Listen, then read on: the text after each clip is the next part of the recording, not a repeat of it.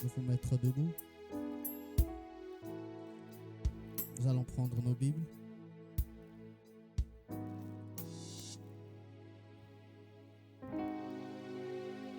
Prenons avec moi le psaume 41.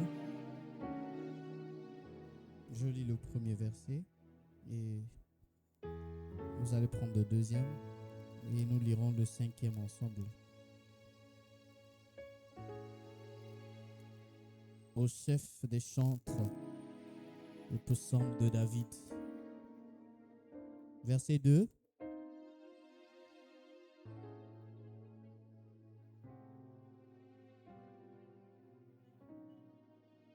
L'Éternel le garde et lui conserve la vie.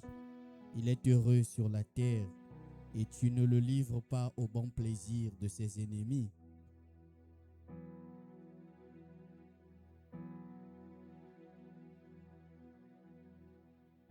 Verset 5. Je dis, Éternel, aie pitié de moi, guéris mon âme, car j'ai péché contre toi. Amen. Prions le Seigneur. Béni soit le nom de notre Seigneur Jésus-Christ pour cette grâce et ce privilège qu'il nous a accordé de nous assembler dans cette maison de correction, chose que nous n'avons pas méritée par nos propres efforts, mais ce n'est que ta grâce. Oui, Seigneur, reçois la gloire, l'honneur, la puissance et l'élévation. Nous nous abandonnons en ces instants entre tes saintes et divines mains, afin que tu puisses nous conduire selon ta volonté. Enlève tout ce qui est de l'humain, mais que le Saint-Esprit puisse prendre le contrôle de tout. Au nom de Jésus-Christ. Amen. Amen. Mettons-nous debout. Nous allons commencer à louer notre Dieu.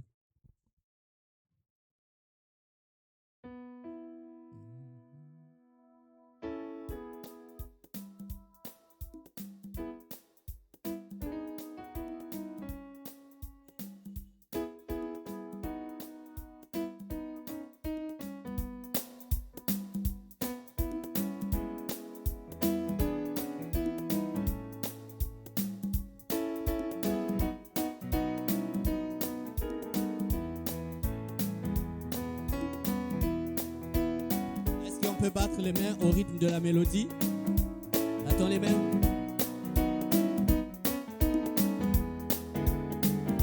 Uzalopiko na kati na eso Ejalipo na moto Utalela moninga na yote Ejali etumba ya molimo Okolo na ye pona loleko te Kolo na he oete okambanga Kolo na he sungabo moinanga Ezali tumba babango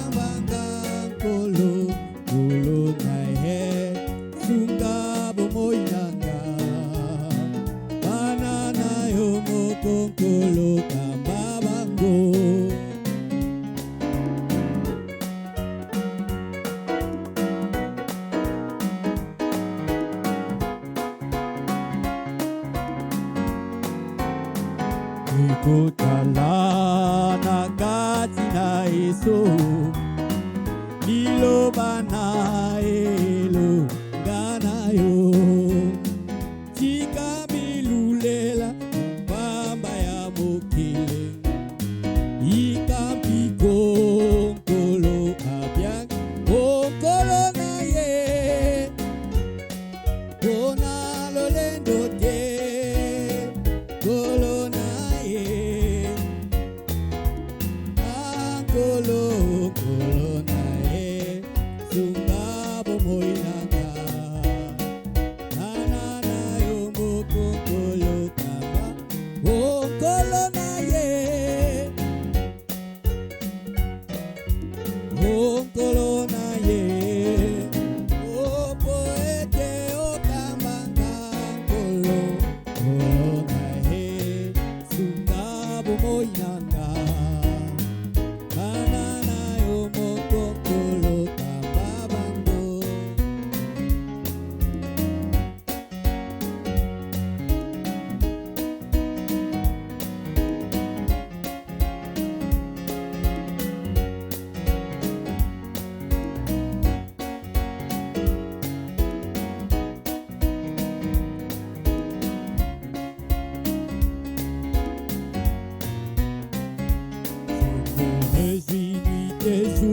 Comme je marche en pèlerin, car dans toute ma vie je vois la main de Dieu. Et le secret de ma joie, la raison de tout cela, le consolateur demeure. Oh, il demeure, oh, il demeure, oh, alléluia, il demeure.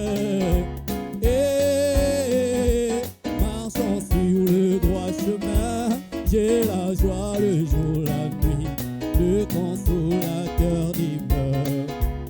Oh, il demeure, oh, il demeure, oh, alléluia, il demeure. Oh, marchons sur le droit chemin, j'ai la joie le jour, la nuit, le consolateur demeure.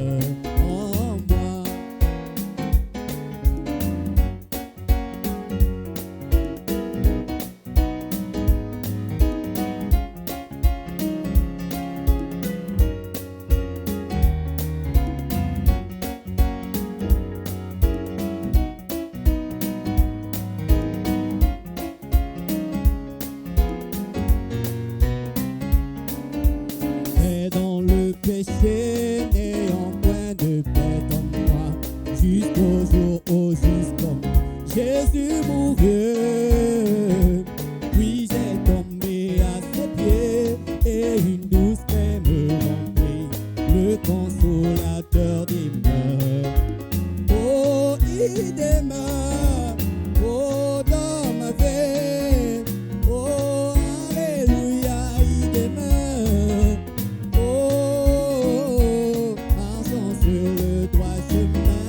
J'ai la joie le jour, la nuit, le consolateur demeure. Oh, il demeure, et dans ma vie, oh, alléluia, il demeure. Oh, marchons sur le droit chemin, j'ai la joie le jour, la nuit, le consolateur demeure. Moi partout et connaît tous mes soucis. Je suis heureux et libre comme un oiseau. Le Saint-Esprit me contrôle, Jésus satisfait mon âme, le consolateur demeure. Oh, il demeure, oh, dans ma vie, oh, alléluia, il demeure. Marchons sur le droit chemin, j'ai la joie le jour, la nuit, le consolateur demeure. Oh, il demeure, oh, dans ma vie, oh, alléluia, il demeure.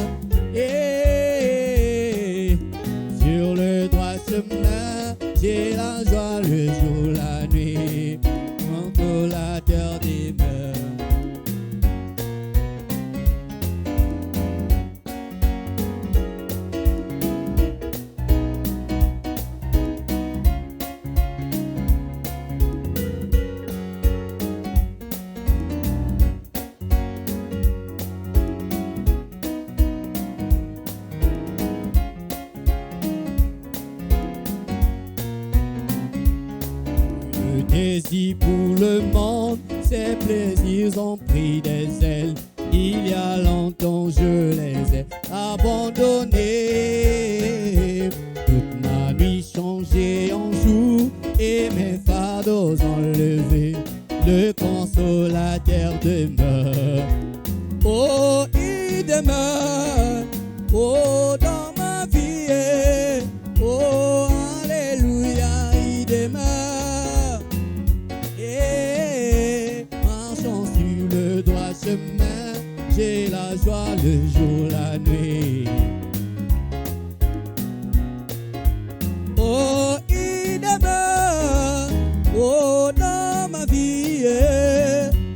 Alléluia, il demeure. Oh, marchant sur le droit chemin, j'ai la joie le jour, la nuit. Le consolateur demeure en moi.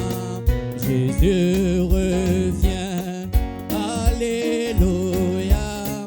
Jésus revient. Alléluia. Jésus revient. Alléluia. Alléluia. Alléluia. Oh, Jésus revient. Alléluia. Jésus revient. Oh, Jésus revient. Alléluia. Alléluia. Alléluia. Et oui, seras-tu prêt quand il vient? Oh, seras-tu prêt? Et oui, si tu es prêt, il te prendra. Alléluia. Alléluia. Oh, Jésus revient. Oh, Jésus revient. Ah, Jésus revient. Alléluia. Alléluia. Alléluia.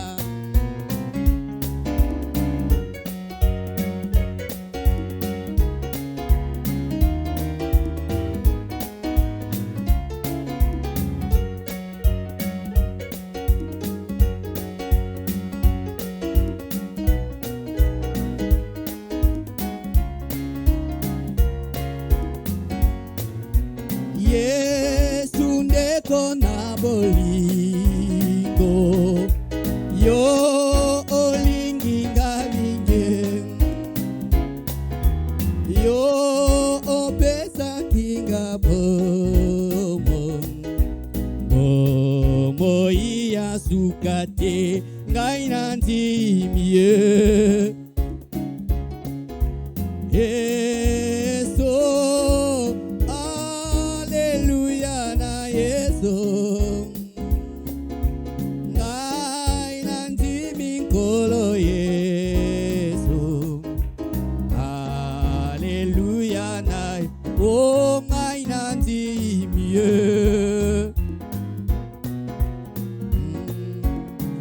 Masia. Alléluia na Yesu. Nkolo Yesu. Alléluia na Yesu. Yesu yo malamu mingi. O pesa kinga bomo.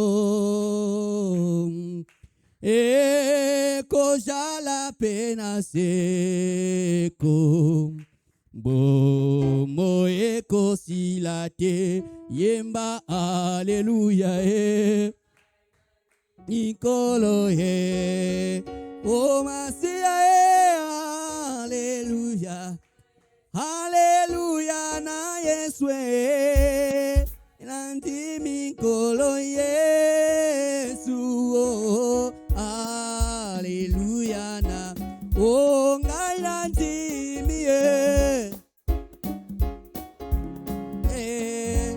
oh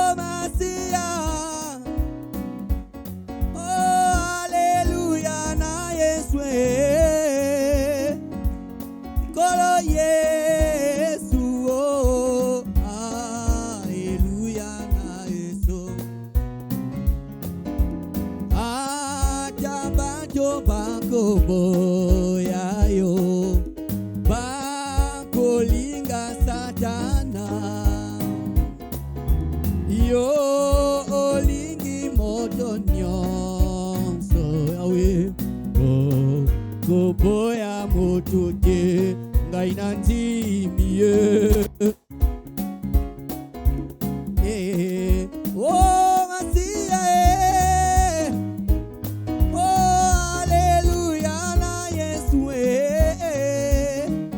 inkolo Yesu oh alleluia na oh ngai na ndimi ye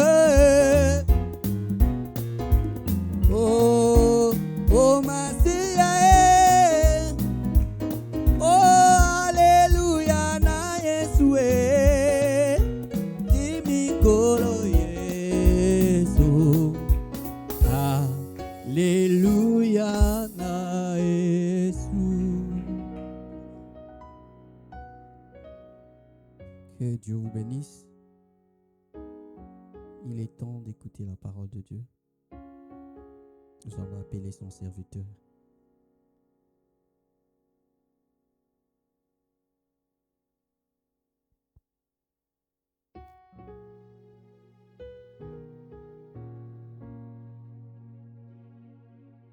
Je suis aveugle aussi longtemps, jour pour jour, j'attends que tu viennes. J'entends la foule, je sais que c'est toi, fils de David, guéris mes yeux. Sur un figuier, je suis monté pour t'observer quand tu parles. Tes yeux et fais-moi grâce, ô Fils de l'homme, ne passe pas.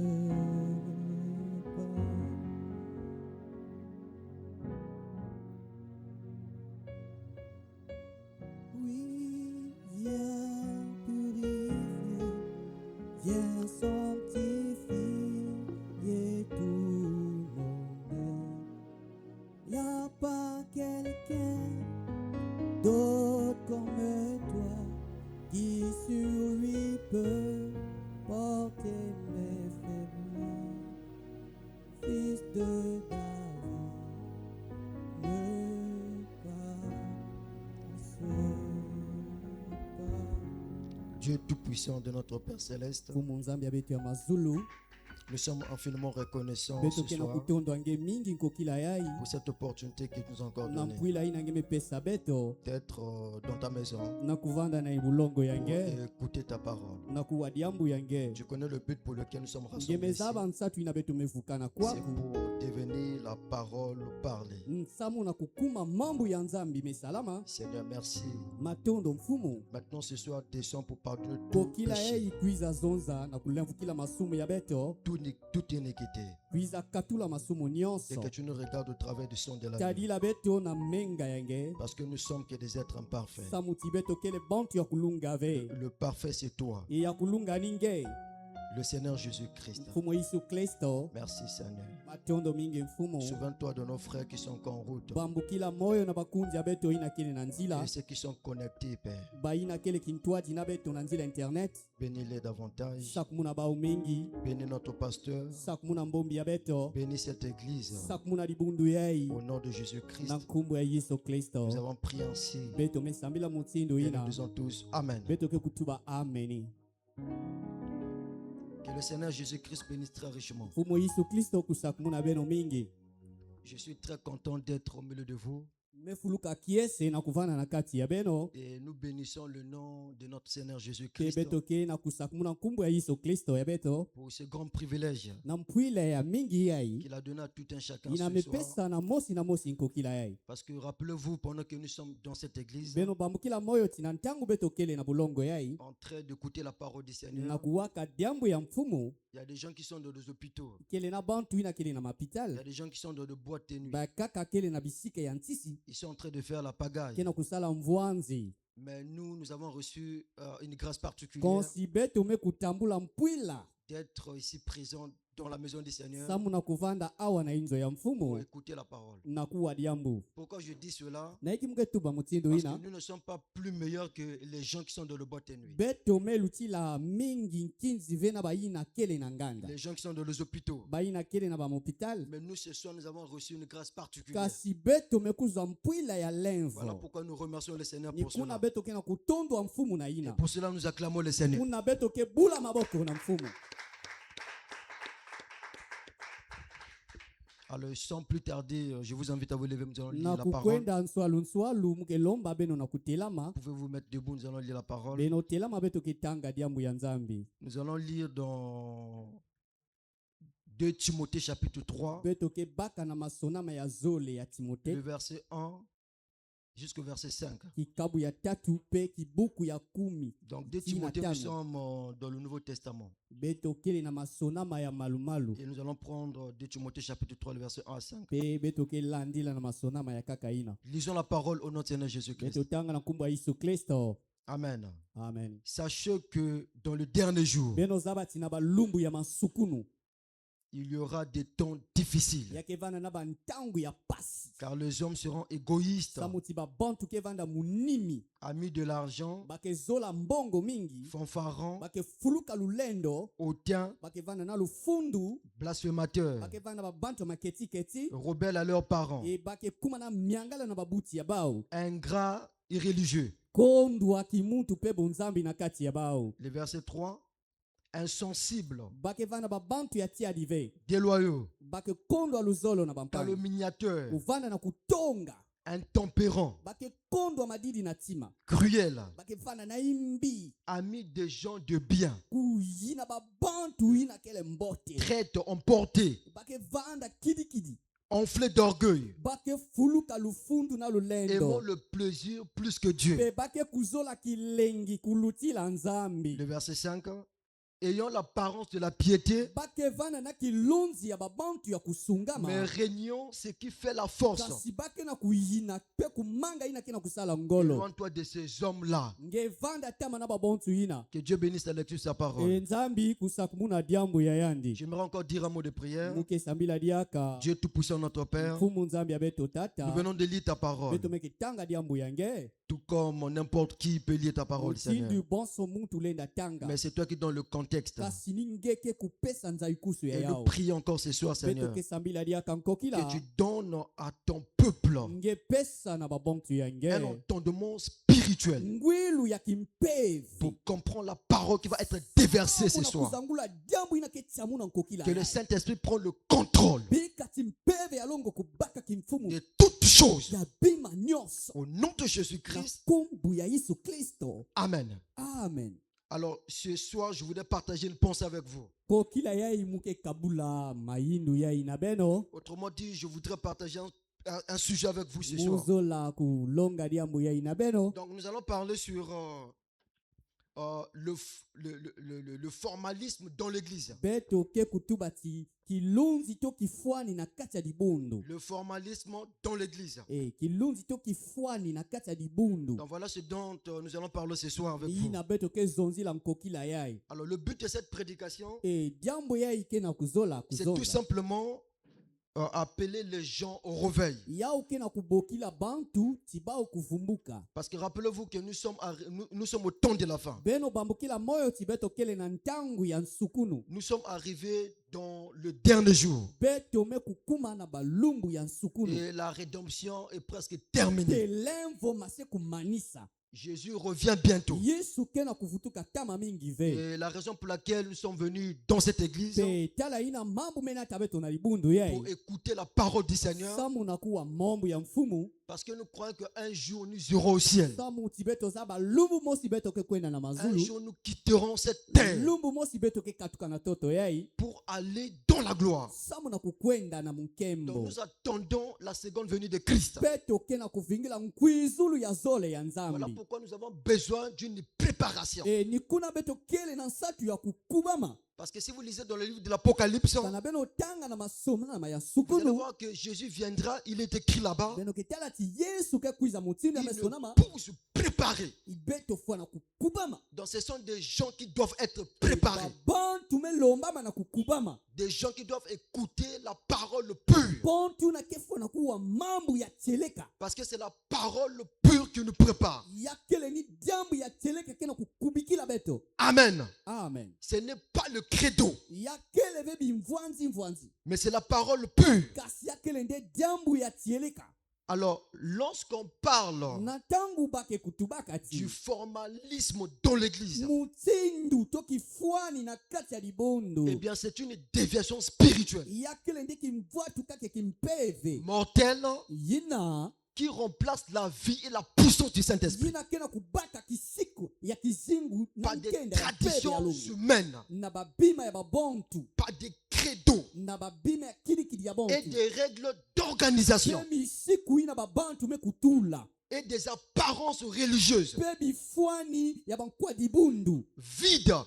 pamba na mpamba C'est la raison pour laquelle, ni jambu ina dans le passage que nous avons lu, na masonama ina pe tomekutanga l'apôtre Paul, kisielo pauli qui était un prophète par l'excellence, inamanaka mbikudi ina nzambi kupesaka vous croyez que Paul était de la vérité? beno menzima ti pauli vanaka na teleka Vous savez que l'Ancien Testament buku ya ntama avait été écrit par Moïse. basono kaka yao na Donc mose Moïse a écrit les 5 premiers livres de l'Ancien Testament. mose ekutoni kaka masonama ya tanu ya Donc buku c'est ina ça ce qu'on appelle par la Torah. peni na bakena kubokila tora Et donc la Torah buku ya tora avait été écrite par Moïse. yatsonamaka na mose Maintenant tous les autres livres kasi babuku ya kaka ina kena de kwiza l'Ancien Testament, na masonama ya tama en dehors de la Torah, kukatula tora ne font que revenir sur ce que Moïse avait dit. yauke kwiza bieka diaka ina mose tubaka Maintenant quand vous rentrez dans le Nouveau Testament, na tangu beno ke kota na buku ya malumalu l'apôtre qui a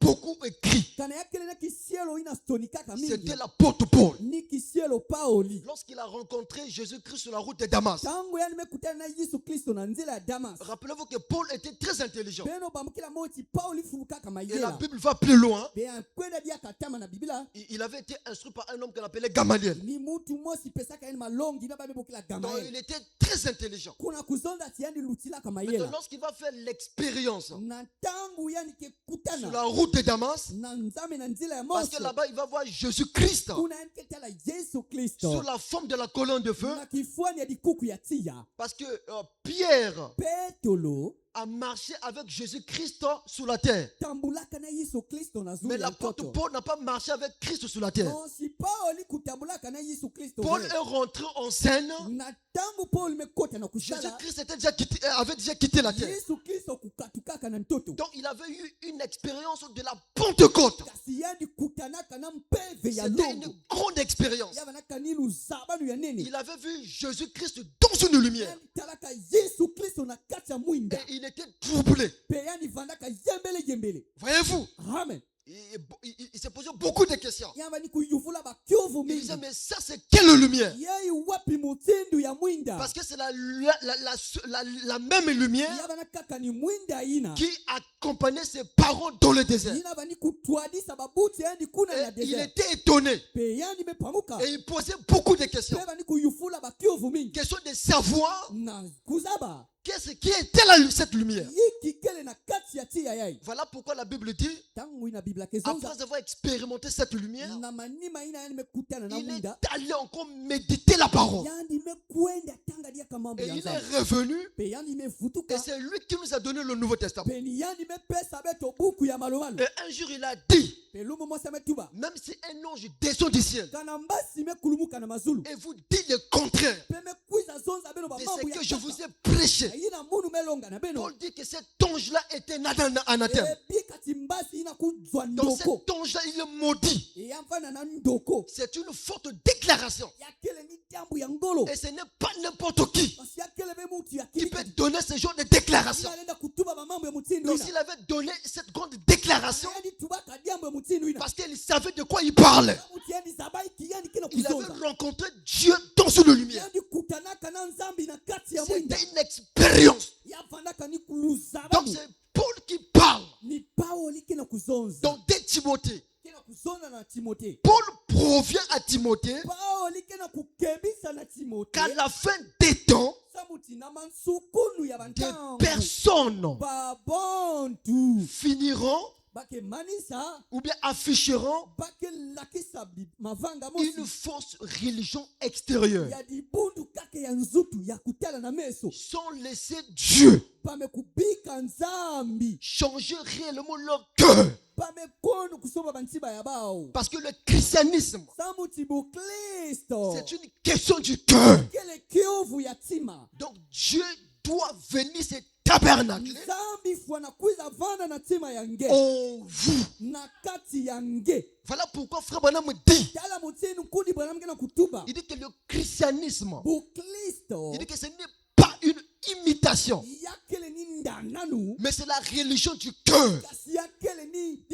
Et lorsqu'on parle de la religion du cœur, c'est que c'est une personne qui a expérimenté le Dieu suprême. Le Dieu suprême, c'est le Seigneur Jésus-Christ. Notre Dieu que nous adorons, nous servons, il est suprême. Il est incomparable. On ne peut pas mettre Jésus dans une formule mathématique. Je vous dis la vérité. Voilà pourquoi votre confiance doit être basée sur la parole. Parce que la parole, c'est le Seigneur Jésus-Christ. Donc aujourd'hui, on se tourne de la fin. Nous avons des gens dans nos églises qui ont une apparence religieuse, mais ils n'ont pas la vie. Ils font beaucoup de bruit sur les réseaux sociaux et un peu partout dans le monde. Mais quand vous regardez la vie, il n'y a pas la vie. Ils parlent beaucoup. Ils ont l'apparence de la piété. Qu'est-ce que la piété? La piété, c'est la vie de Dieu en vous. J'aimerais d'abord vous montrer quelque chose. Si vous lisez avec moi, dans 1 Timothée chapitre 3, le verset 16. 1 Timothée chapitre 3, le verset 16. On peut lire ça? Je pense que c'est déjà affiché. 1 Timothée chapitre 3, le verset 16. Je pense que tout lecteur de la Bible connaît ce passage. 1 Timothée chapitre 3, verset 16. Écoutez ce que la Bible dit. On nous parle de Jésus ici. Et sans contredit, le mystère de la piété est grand. C'est lui qui a été manifesté en chair, justifié par l'esprit, vu des anges, prêché aux gentils. Alors, nous sommes un peuple de gentils. Nous sommes un peuple des nations. Nous ne sommes pas Israël. Amen. Amen. Et aujourd'hui, le Seigneur Jésus-Christ ne traite plus avec Israël, mais il traite avec un peuple des nations. Parce que Jésus-Christ avait été envoyé pour le peuple d'Israël. Lorsqu'il est venu là-bas, il avait été rejeté. Jésus-Christ avait été crucifié par les Romains. Mais il avait été trahi par les Juifs. Nous avons besoin de la précision. Ce sont les Romains qui ont crucifié Jésus. Donc lorsqu'il était venu en Israël, il est rejeté. Et la Bible dit, la pierre qu'on rejetait est devenue la principale pierre de l'angle. Qu'est-ce qui s'était passé? C'est que quand Jésus-Christ était venu en Israël, une fois rejeté, Dieu va tourner son dos vers Israël pour regarder maintenant vers un peuple des nations. Dieu va ouvrir une brèche qu'on appelle le 7 âges de l'église. Donc les 7 âges de l'église, c'est une période au cours de laquelle Dieu traite avec un peuple des nations. Parce qu'il avait été rejeté par Israël. Et nous sommes les nations. Et on dit aussi peuple de gentils. Prêchez aux gentils. Cru dans le monde. Élevé dans la gloire. Qui a été manifesté en chair? Jésus. Justifié par l'esprit. Jésus. Prêché aux gentils. Jésus. Cru dans le monde. Jésus. Élevé dans la gloire. Jésus. Écoutez maintenant. Qui est-il? Il est le mystère de la piété. Donc Christ est le mystère de la piété. C'est la vie de Dieu. Ça s'appelle encore le Zoé. Le Zoé en vous. C'est ça le mystère de la piété. Le mystère de la piété, ce n'est pas William Branham. C'est faux. Mais c'est Christ. Parce qu'il est la vie. Maintenant, il y a des gens dans nos églises. Et ces gens-là ont l'apparence de la piété. Mais réunions ce qui fait la force. Ils ont l'apparence de la piété. Ils n'ont pas la vie. Mais écoutez-moi très bien. Aujourd'hui, beaucoup de personnes veulent devenir anciens, chrétiens, prédicateurs. Tout ça sont des titres. Mais avant de chercher un titre, il faut d'abord regarder à ta vie. Parce qu'un ancien n'est pas seulement un prédicateur, un chrétien tout court, mais c'est un modèle. C'est une personne dont la vie doit pouvoir être observée et respectée par les autres. Voilà pourquoi ce n'est pas n'importe qui peut prêcher l'évangile. Ce n'est pas n'importe qui. C'est une personne qui doit être un modèle. Et Paul dit dans 1 Corinthiens chapitre 11 verset 1, il dit que soyez mes imitateurs. Amen. Comme moi je le suis de Christ.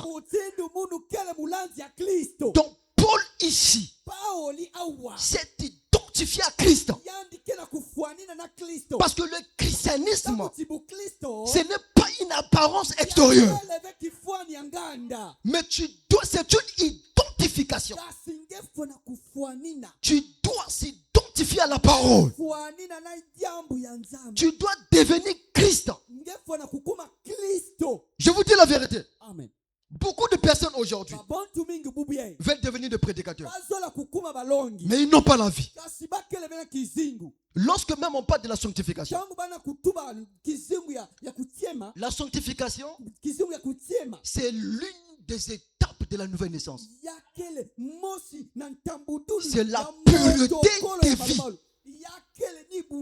Et un véritable chrétien doit s'éloigner du mal. Pourquoi? Frère Branham dit que Dieu n'est pas un hélicoptère qui descend n'importe où. Mais ça doit être un terrain pur. Parce que la nouvelle naissance, c'est Dieu qui vient donner sa vie à la parole que vous avez reçue. C'est ça le Saint-Esprit. Ce n'est pas une apparence extérieure. Je vous dis la vérité. Amen. Ce n'est pas une apparence extérieure.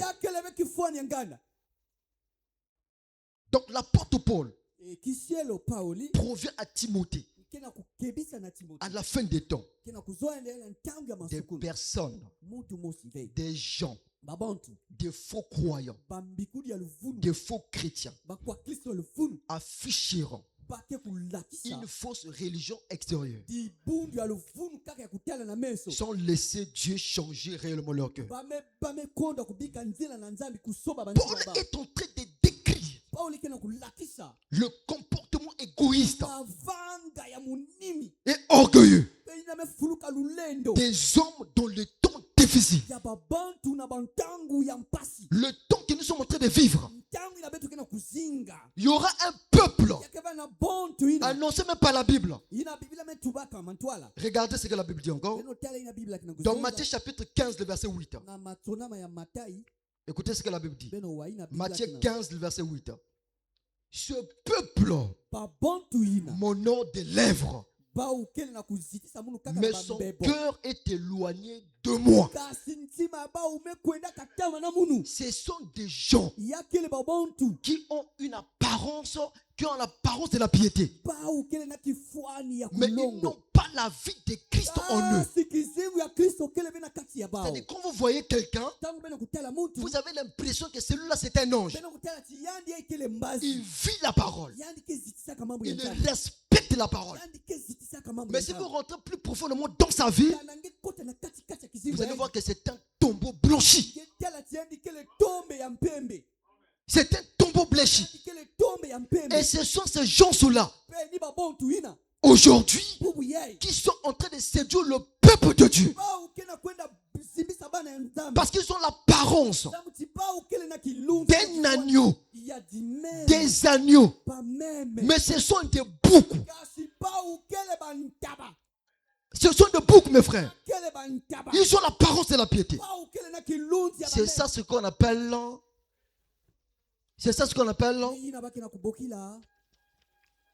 le formalisme dans l'église. Faites très attention.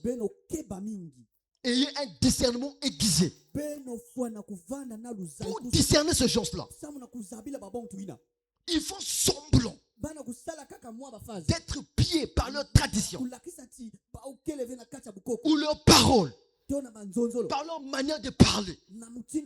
Ce sont des gens qui savent parler.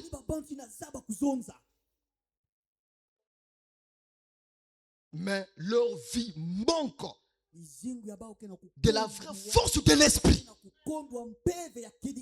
Dans Ephésiens chapitre 3, le verset 16. Ephésiens chapitre 3. Nous sommes d'abord en train de poser. Amen. Amen. Ephésiens chapitre 3, le verset 16. C'est affiché là-bas. Afin qu'il vous donne, selon la richesse de sa gloire, d'être puissamment fortifié par son esprit dans l'homme intérieur. C'est une puissance sur l'esprit. Mais ces gens que Paul est en train de décrire dans 2 Timothée chapitre 3, et ils ont l'apparence de la piété.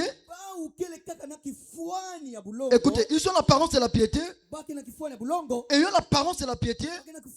Mais réunion, c'est qui fait la force.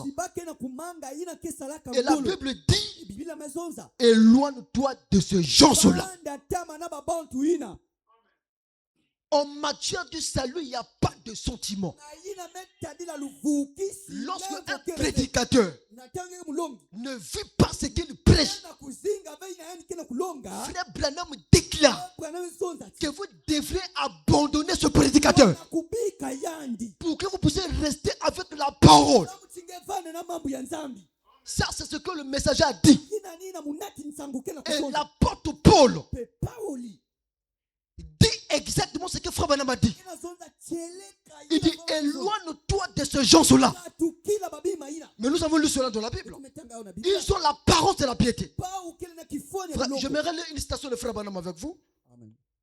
Parce que nous prêchons ce que Frère Branham a dit. Nous prêchons ce que la Bible a dit. Nous n'inventons pas. Écoutez ce que Frère Branham dit. Écoutez. Parce que Frère Branham dit ceci. Dans la brochure, le départ soudain. Le départ secret et soudain de l'église. Le départ secret et soudain de l'église. Prêché le 12 octobre 1958. Au paragraphe 103. C'est écrit, c'est affiché là-bas, j'espère.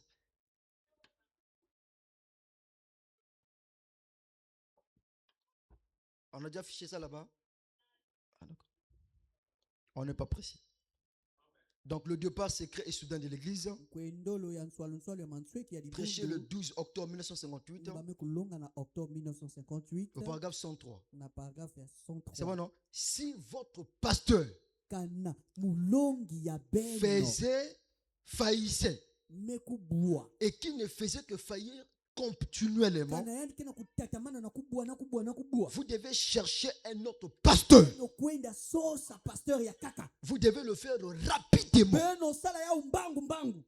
Rapidement. Et on ne raisonne pas. Rapidement. William Branham est le messager de cet âge. Il dit que vous devez abandonner ces gens-là. Il dit faites-le rapidement. On ne raisonne pas. Parce que devant toi il y a le péché. Le péché est un poison.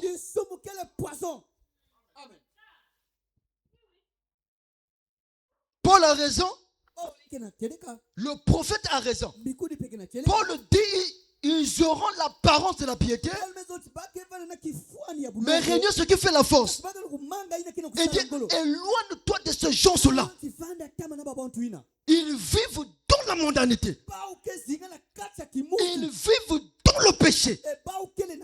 Ils ne sont pas nés de nouveau. Vous devez vous retirer de ce genre-là. De vous accrocher à la parole.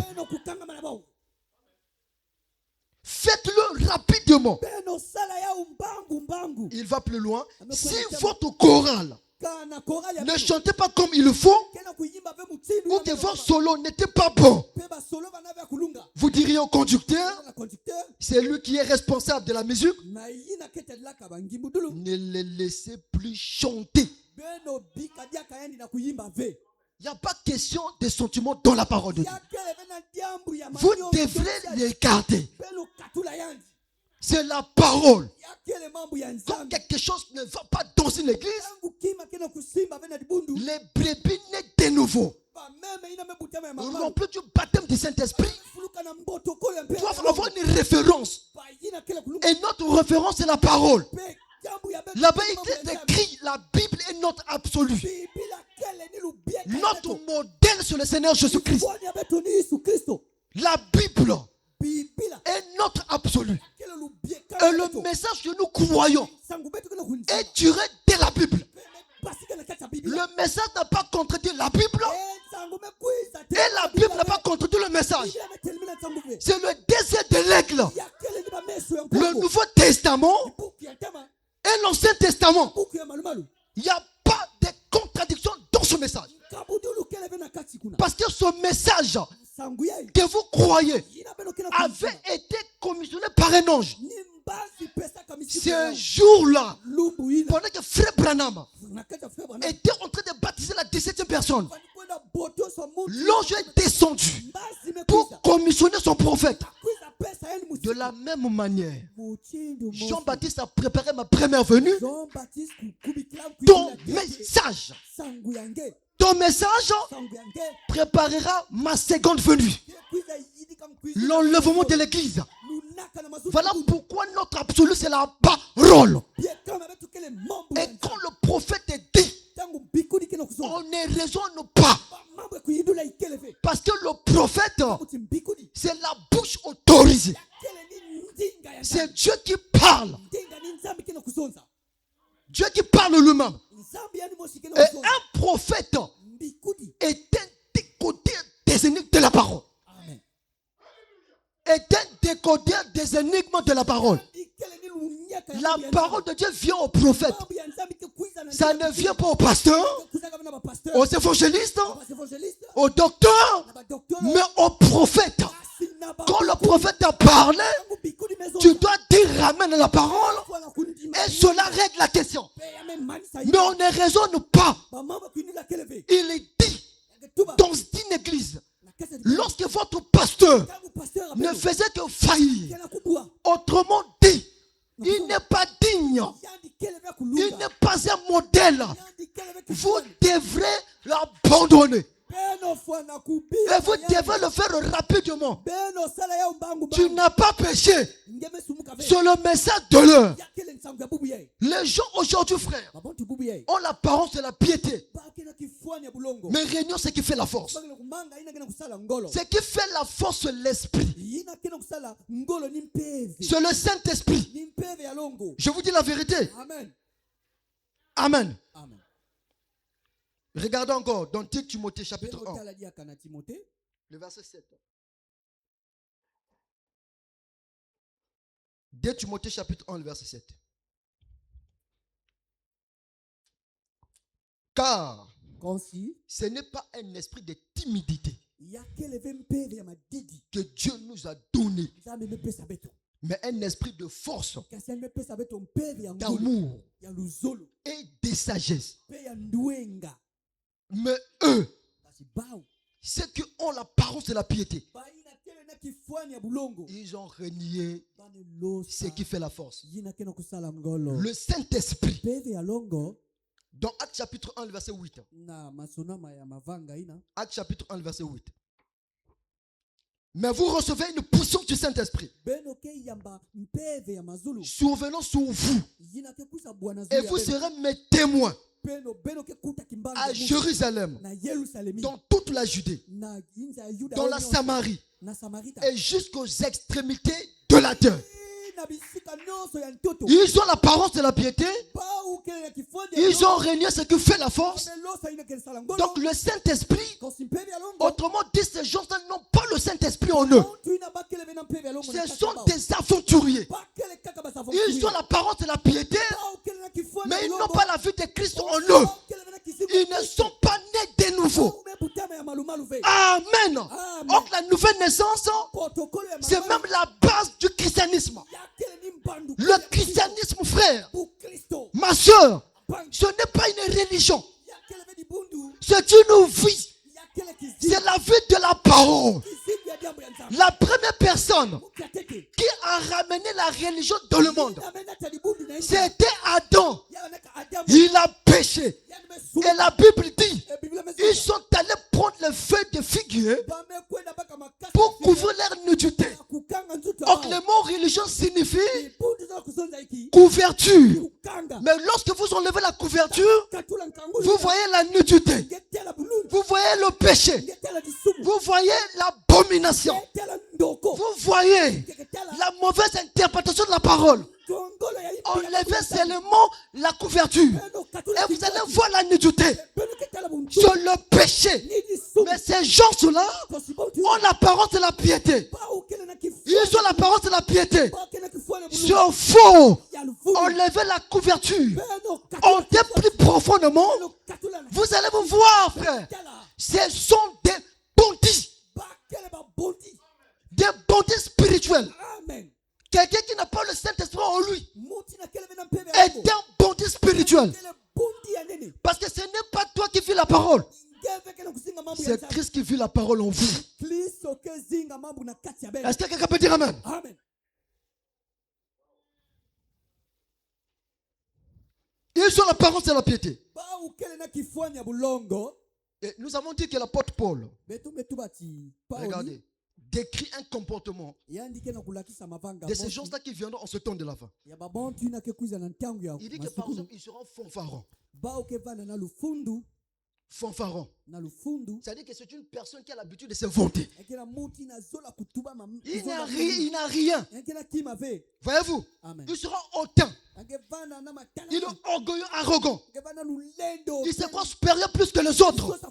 Ce n'est pas un esprit chrétien. Un chrétien, il est doux, il est respectueux. Parce que le Saint-Esprit, c'est l'Esprit de Dieu. Et quand Dieu descend dans un individu, cet individu devient saint. Il devient chrétien. Cette dame devient chrétienne.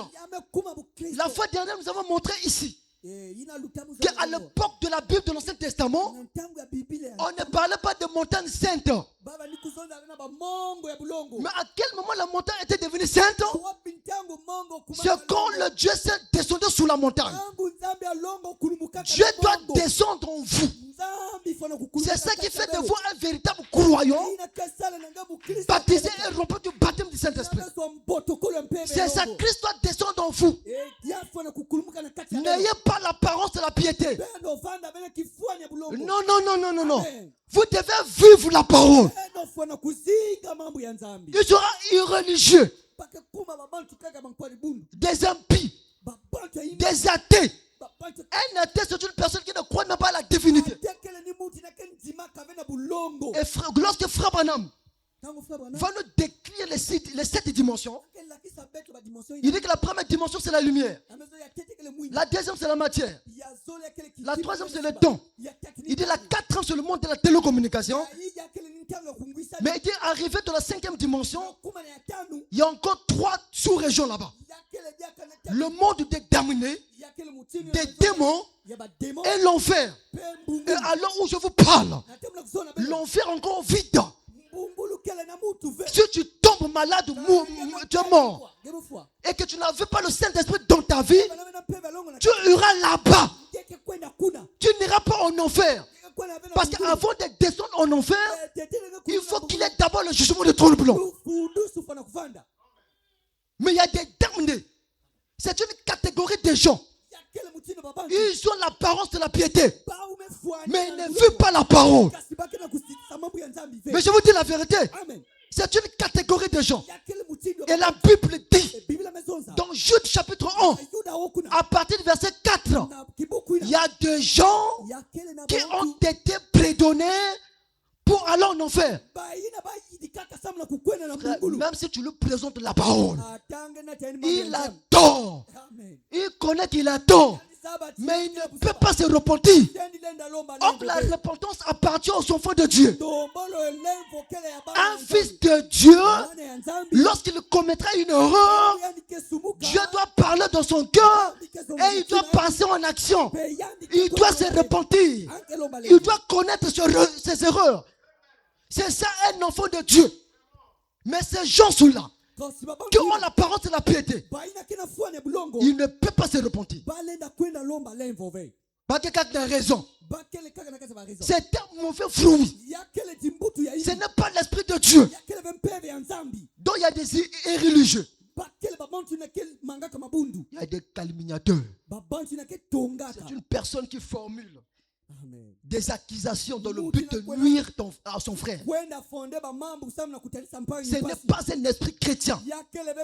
Et c'est ce que nous sommes en train de constater dans nos églises aujourd'hui. Les gens ne vivent pas la parole. Mes frères, je ne critique pas. Regardez, prenez par exemple une église qui a un pasteur principal. Et donc ce pasteur-là a une autre église quelque part. Et donc dans cette église-là, il y a un pasteur assistant bien diacre. Mais tout de suite, vous voyez que le diacre n'est plus dans cette église-là. Mais il est parti où? Mais le diacre était là le dimanche prochain, mais il n'est plus. Qu'est-ce qui s'est passé? Mais vous allez voir le pasteur là va monter du haut de la chair pour dire que le diacre tel est parti. Il a joué un bon rôle, acclamons le Seigneur. Et les brebis vont acclamer le Seigneur. Cette façon, on ne va plus acclamer le Seigneur. Parce que lorsqu'un diacre sort de l'église, il laisse toujours une lettre de démission. Un pasteur qui est rompu du baptême du Saint-Esprit devait prendre la lettre de démission, ramener ça du haut de la chair et lire. Les brebis doivent entendre. Ils doivent comprendre pourquoi le diacre est parti. Nous ne sommes pas des moutons. Nous sommes une épouse de parole. Et pour le diacre là qui est parti, il avait été voté dans l'église. Mais comment c'est-il il est parti? Seulement comme ça.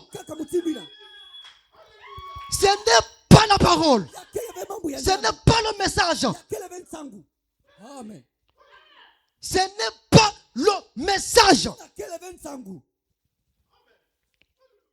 Ce n'est pas correct. Frère Branham dit qu'un pasteur dans une église doit avoir une seule voix. Une seule voix. Le pasteur n'a pas le droit de chasser un diacre dans une église. Ou bien un pasteur assistant. Non. Les deux doivent être votés dans l'église. Voilà le message de la Bible. Mais ces gens-là, ils ont la parole de la piété. Faisons sembler aux gens qu'ils vivent la parole. Ils ont la parole. Ils ont la vérité. Il n'y a qu'une seule personne qui a la vérité. C'est le Seigneur Jésus-Christ. C'est lui qui a la vérité. Et Jean 10:6-4. C'est lui qui est le chemin, la vérité et la vie. Si tu as besoin de la vie ce soir, tu vas croire en Jésus-Christ. Pas un pasteur, pas une église. L'église ne sauve pas, le pasteur ne sauve pas, mais c'est Jésus-Christ qui sauve. Et quand Jésus te sauve, c'est terminé. Jésus ne peut pas te sauver et aujourd'hui t'abandonner.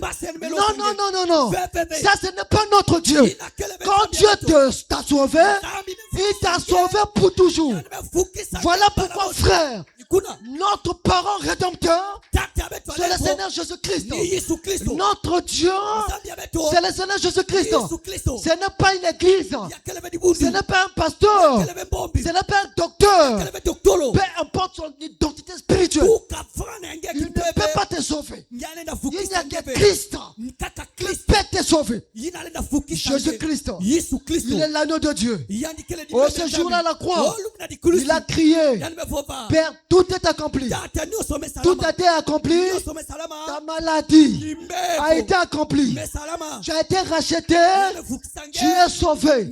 Il a payé la prix. Oh, il a dit, tout est accompli. Qu'est-ce qui a été accompli? C'est l'œuvre du rachat. Il a payé le prix à la croix. Il est descendu. Il est monté au ciel. Il nous a envoyé le Saint-Esprit. Le Saint-Esprit, c'est l'esprit de la vérité. Une personne qui a le Saint-Esprit, on ne peut pas la manipuler. Il a Christ en lui. Si on le manipule, on va manipuler Christ. Or, Christ ne peut pas être manipulé. Parce qu'il est la parole. On ne peut pas mettre la parole dans une formule.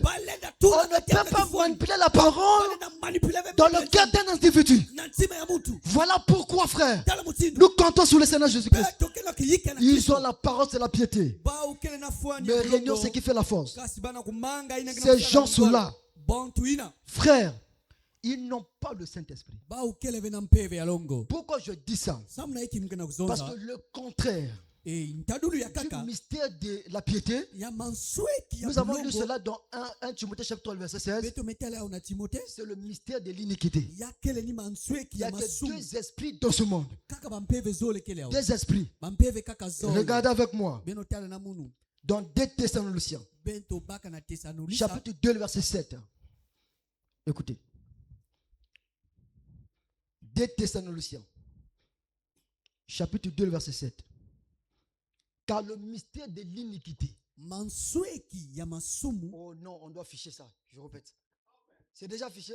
Amen. Car le mystère de l'iniquité agit déjà dans nos églises, en train de faire la pagaille au milieu des enfants de Dieu. Le mystère de l'iniquité. Dans 1 Timothée chapitre 3 verset 16, on nous parle du mystère de la piété. Ces gens ont l'apparence de la piété, mais réunion c'est qui fait la force. Le Saint-Esprit, la vie de la parole. Mais dans ce passage, il s'agit de quelqu'un, le diable. Il est le mystère de l'iniquité. Agit déjà. Il faut seulement que celui qui le retient encore ait disparu.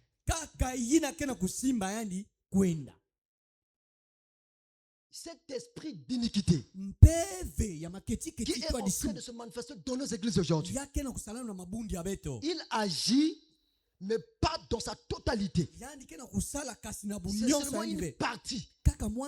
C'est la puissance du Saint-Esprit dans la vie de croyants qui l'empêche de se manifester dans sa totalité. Lorsque l'enlèvement de l'église aura lieu, Christ viendra prendre son épouse pour aller dans la gloire. Cette puissance, le mystère de l'iniquité va maintenant agir dans sa totalité pendant la période de la grande tribulation. Mais ce mystère est déjà en train de se manifester dans nos églises. Voilà pourquoi vous pouvez voir, frère, constater la pagaille qui est en train de passer dans nos églises aujourd'hui. C'est cet esprit qui agit dans les serviteurs de Dieu. Je vous dis la vérité, frère. Être un serviteur de Dieu ne signifie pas seulement prêcher l'évangile. Mais tu dois être un exemple de ce que tu prêches. Je vous dis la vérité. Moi, je suis en train de vous prêcher la parole ici. Imaginez le dimanche prochain, vous me voyez dans une boîte de nuit. Vous aurez une mauvaise influence. Amen. Et frère, madame dit qu'il n'influençait pas les gens négativement. Voyez, nous devons vraiment être sérieux. Surtout lorsque nous sommes du haut de la chair pour apporter la parole de Dieu. Même vous, en tant que chrétien, vous avez une part de responsabilité. C'est de vivre la parole. De recevoir le baptême du Saint-Esprit en vous. Parce que votre vie parle plus que même votre témoignage. Je vous dis la vérité. Et frère madame me dit, même prêcher l'évangile, il dit qu'il ne signifie pas seulement monter du haut de la chair pour vous apporter la parole. Non, il dit que votre vie peut prêcher plus que la prédication de la parole. Donc, tu es un prédicateur. Lorsque tu es dans ton travail, dans ton quartier, les païens, eux, doivent surveiller ta vie. Ce n'est pas tes bruits. Ce n'est pas les versets bibliques. Mais ta vie doit prêcher plus que la prédication de la parole. Je vous dis la vérité. La vie de Christ en vous. Voilà pourquoi si tu n'as pas encore expérimenté la Pentecôte, il est temps d'expérimenter la Pentecôte maintenant ce soir. Il est temps. Parce que Jésus revient bientôt. Le jour est sous son déclin. Nous sommes arrivés au temps de la fin. Jésus revient bientôt. Jésus ne viendra pas prendre des impudiques, des adultères. Au ciel, il n'y aura pas des impudiques. Au ciel, il n'y aura pas des adultères. Mais au ciel, il y aura des véritables chrétiens qui ont expérimenté la Pentecôte. L'esprit en vous. L'esprit de Dieu en vous. C'est la raison pour laquelle, quand Jésus-Christ avait donné la recommandation de Matthieu 28, il avait dit aux disciples d'aller partout annoncer la bonne nouvelle pour chercher des disciples. Mais après, Jésus leur avait dit encore d'attendre d'abord la puissance d'On. Donc le Saint-Esprit, c'est ça. Le Saint-Esprit est le certificat incontestable. Ce qui fait de toi un véritable chrétien, c'est le Saint-Esprit dans le croyant. Oh, ça me fait pitié. Quand vous rentrez dans l'église aujourd'hui, au lieu de prêcher la pure parole, les gens sont en train de prêcher le visa, le passeport, le mariage. Le mariage ne sauve pas. Tu dois être marié et rempli du baptême du Saint-Esprit. Si tu es marié, tu ne vis pas la parole, tu iras en enfer. C'est la loi du Deutéronome. Et Jésus a dit, si vous m'aimez, gardez mes commandements. Le commandement du Seigneur, c'est la parole. C'est juste la parole, c'est la piété. Mais ils ont régné ce qui fait la force. C'est le Saint-Esprit. Oh Seigneur. Lisons Frère Branham. Je ne sais pas si on va retrouver cette brochure. Mais je lis quand même parce que c'est très important. Frère Branham dit dans l'accusation. Il va prêcher ça le matin, le 7 juillet 1963. Au paragraphe 62.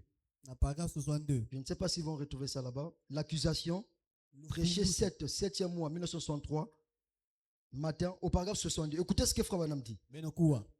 Partout, on réclame un réveil. Alors, je crois savoir que dans cette église, nous avons besoin d'un réveil. Un réveil de la Pentecôte. Le Dieu que nous servons, ce n'est pas un Dieu historique. Ton Dieu n'est pas imaginaire.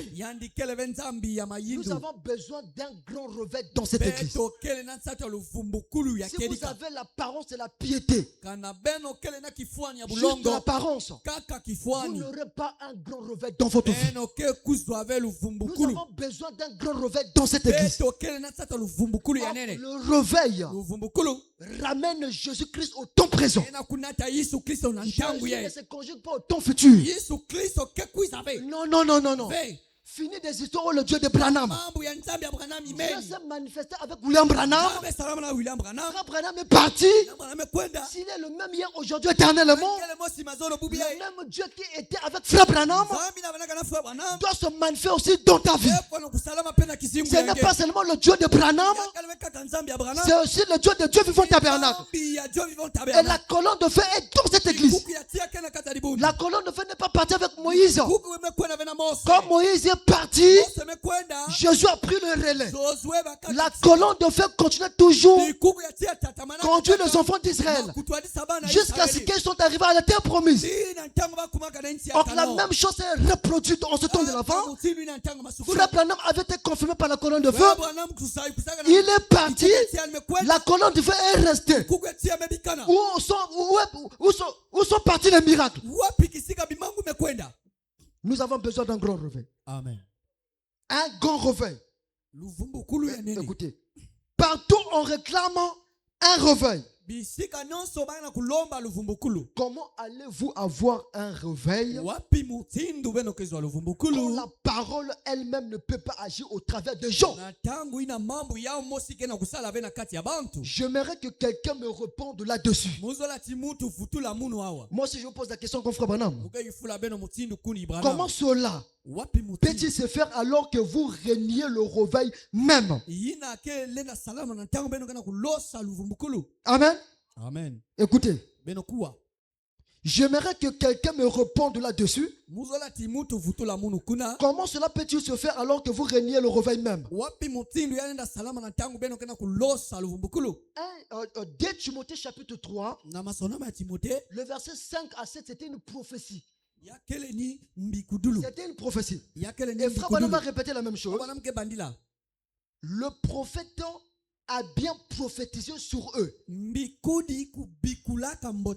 apparences de la piété, leur formalisme jadis avait rejeté la parole de vie. Leur formalisme aujourd'hui rejette la chose qui peut apporter un réveil. Vous pouvez continuer. Amen. Voyez-vous, Amen. une église formaliste n'a pas Dieu. Vous n'aurez jamais un grand réveil. Pour avoir un réveil, vous devrez enlever la souillure. Tout ce qui est contraire à la parole. Une fois que cette chose est autour au milieu de vous, à partir de ce moment-là, vous pouvez voir un réveil dans votre église. Parce que Dieu ne traite pas avec le péché. Dieu ne traite pas avec la mondanité. Le péché est un poison. Est-ce que vous savez, frère? Amen. Quand vous venez à l'église, en écoutant la parole de Dieu, il y a un être spirituel en vous. Je vous dis la vérité. Amen. Et chaque fois que vous venez à l'église pour écouter la parole, cet être spirituel, selon le mystère de la translation, doit grandir en vous. Amen. Grandir en vous. Grandir en vous. Mais quand vous péchez et que vous êtes toujours dans la mondanité, le prophète déclare que vous allez commencer à tuer cet esprit en vous. Voilà pourquoi Dieu est contre la mondanité. Il est contre le péché.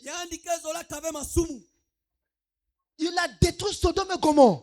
Mais c'est à cause de quoi? Le péché. Dieu n'aime pas le péché. Il a détruit le monde en te diluviant au temps de Moïse, de Noé. C'était à cause de quoi? La méchanceté. Et c'est ce que nous voyons aujourd'hui dans nos églises. La méchanceté a gagné du terrain dans nos églises. Je vous dis la vérité. Amen. Les serviteurs de Dieu savent qu'ils ne vivent pas la parole. Mais quand même, ils montent du haut de la chair pour manipuler les brebis du Seigneur. Il y a un pasteur en RDC qui a été destitué. Nous avons besoin de commandos en ce temps de la fin. Lorsqu'un prédicateur ne vit pas la parole, ils doivent être écartés. Je vous dis la vérité. Je vous dis la vérité. Amen. Nous avons besoin de commandos. Des chrétiens débérés qui méditaient le message de Paul. Et ils avaient la capacité de détecter les faux prophètes. Parce qu'ils avaient le message de Paul. Aujourd'hui, nous avons le message de William Branham pour dévoiler le faux serviteur de Dieu, le faux croyant. Je vous dis la vérité. Amen. Aujourd'hui, quand tu prêches la vérité, tu seras pour l'ennemi tes propres amis prédicateurs. Amen. Ils sont même capables de t'empoisonner pour que leur intérêt ne soit pas menacé. Amen. L'argent. Mais nous avons lu dans 2 Timothée chapitre 3. Ils viendront en ce temps de la fin. Ils vont être comme amis d'argent. L'argent est en train de gagner du terrain, frère. Et c'est ça qui fait que Dieu a disparu dans nos églises. Nous avons l'impression que pour le départ du Seigneur Jésus-Christ, c'est comme si Dieu a quitté nos tabernacles. Qu'est-ce qui se passe? Hébreux 13:8 dit frère Branham est la clé de voûte. Jésus-Christ est le même hier, aujourd'hui et éternellement. Ça veut dire quoi? Le Dieu qui a travaillé avec Moïse est capable de faire la même chose dans ta vie. Le Dieu qui a commencé à travailler avec Pierre est capable de faire la même chose dans ta vie. Je vous dis la vérité. Amen. Mais les apôtres, ils ont expérimenté le surnaturel. Ils ont expérimenté la Pentecôte. Comment pouvez-vous expliquer, frère? Ma soeur, l'ombre d'une personne peut guérir des malades. Mais c'est paradoxal. Mais le même Saint-Esprit qui était dans Pierre, c'est le même Saint-Esprit que nous avons reçu aujourd'hui. Mais où est parti le Dieu de Pierre et de Paul? Pourquoi Dieu a disparu dans nos églises? Frère Branham me dit dans la brochure Jésus s'est tenant sur l'autorité de la parole. Il dit que si les incroyants ne croient pas le christianisme, il dit que c'est à cause de nous. Nous qui sommes censés être des modèles. Ils ne voient pas la vie de Christ en nous. Comment pouvez-vous expliquer cela, frère? Ta vie à toi va prêcher plus que la prédication de la parole. Parce que tu es une Bible qui marche. Quand tu marches, c'est une Bible qui marche. Ce n'est pas une apparence extérieure, mais c'est une apparence qui se manifeste à l'intérieur de toi. Parce que le véritable christianisme, c'est celui qui consiste à vivre la parole. Même lorsque tu es seul dans ta maison. Voilà pourquoi la Bible dit, si ton cœur te condamne, vous n'avez pas l'assurance. L'assurance, c'est la foi. Or, la foi, ta foi est agréée par Dieu lorsque vous recevez le baptême du Saint-Esprit. Si tu n'as pas le Saint-Esprit, tu n'as pas la foi. C'est ça. Amen. La foi et le Saint-Esprit vivent dans la même maison. Vous avez la foi, vous avez le Saint-Esprit. Je vous dis la vérité. Amen. N'est pas l'apparence extérieure. Mais aujourd'hui, le monde a besoin de voir la vie de Christ en vous. Je vous dis la vérité. Amen. Voilà pourquoi nous prêchons la parole. Rien que la parole. Un vrai prédicateur ne peut pas faire de compromis du haut de la chaîne. Amen. Et on ne prêche pas la parole. Moi, je ne prêche pas ce que vous voulez entendre. Non, non, non. On ne prêche pas la parole pour faire peur aux gens. Pour plaire à Dieu. Parce que Dieu est absolu. Il est notre Dieu, frère. Amen. Je vous dis la vérité. J'aimerais insister sur Hébreux chapitre 13 verset 8. Je voulais vous montrer quelque chose d'abord, frère. Hébreux 13, 8. La Bible dit Jésus-Christ.